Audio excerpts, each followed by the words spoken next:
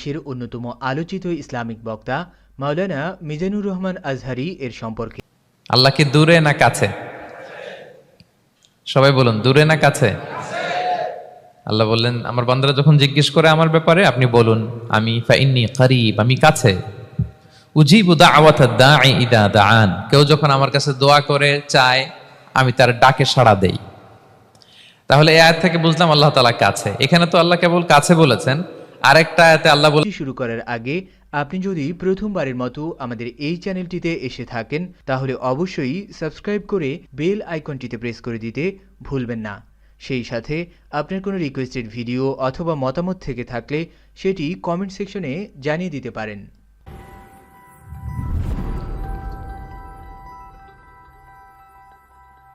বর্তমান সময়ে বাংলাদেশের অনলাইন জগতে অন্যতম আলোচিত একটি নাম হচ্ছে মাওলানা মিজানুর রহমান আজহারী।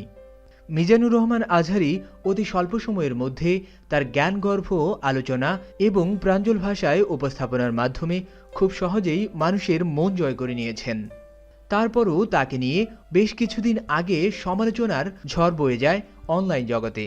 এর অন্যতম কারণ ছিল নবী মুহাম্মদ সাল্লাল্লাহু আলাইহি ওয়াসাল্লামের দেহ নিয়ে সিক্স প্যাক শব্দটি ব্যবহার করা। বিশ্বনবীর এই বুকটা ছিল উঁচু, পেটটা ছিল চাপা, সিক্স প্যাক। কয় প্যাক? আপনাকে কয় প্যাক? আমার কয় প্যাক? আহা, বিশ্বনবীর সিক্স প্যাক।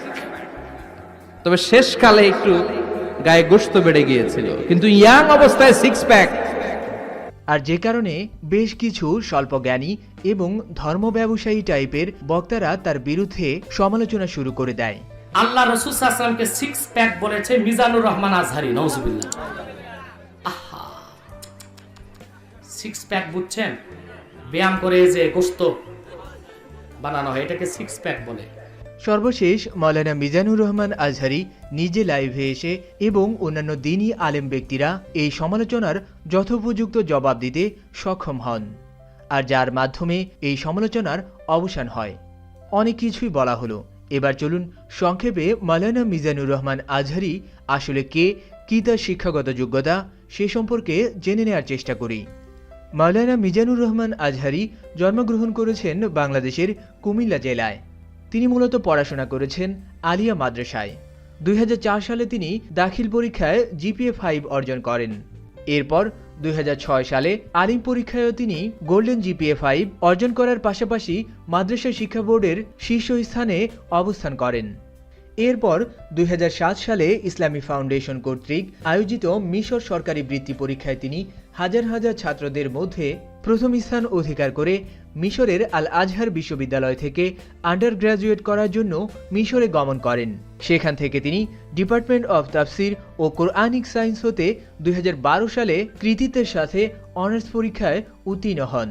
মিশরে 5 বছর শিক্ষাজীবন অতিবাহিত করার পর তিনি গার্ডেন অফ নলেজ খ্যাত মালয়েশিয়ার ইন্টারন্যাশনাল ইসলামিক ইউনিভার্সিটিতে পোস্ট গ্র্যাজুয়েশন করেন।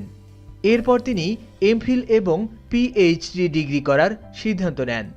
2013 সালে তিনি মালয়েশিয়াতে শিক্ষার উদ্দেশ্যে গমন করেন। উক্ত বিশ্ববিদ্যালয়ের ডিপার্টমেন্ট অফ কোরআন স্টাডি থেকে 2016 সালের মধ্যে পোস্ট গ্র্যাজুয়েশন এবং এমফিল শেষ করেন। এমনকি মাস্টার্সে মিজানুর রহমান আজহারী সিজিপিএ 4 পয়েন্টের মধ্যে 3.82 পেয়ে কৃতিত্বের সাথে উত্তীর্ণ হতে সক্ষম হন এবং একই বিশ্ববিদ্যালয়ে তিনি ডক্টরেট ডিগ্রি করার জন্য মনোনীত হন। উল্লেখ্য যে মিজানুর রহমান আজহারীর এমফিএল ডিগ্রির এবং বর্তমানে অধ্যয়নরত ডক্টরেট ডিগ্রির গবেষণার মাধ্যম হচ্ছে ইংরেজি। সাধারণত ইসলাম প্রচার করতে গেলে একজন মানুষকে আলোচনা এবং সমালোচনার মধ্য দিয়েই যেতে হয়।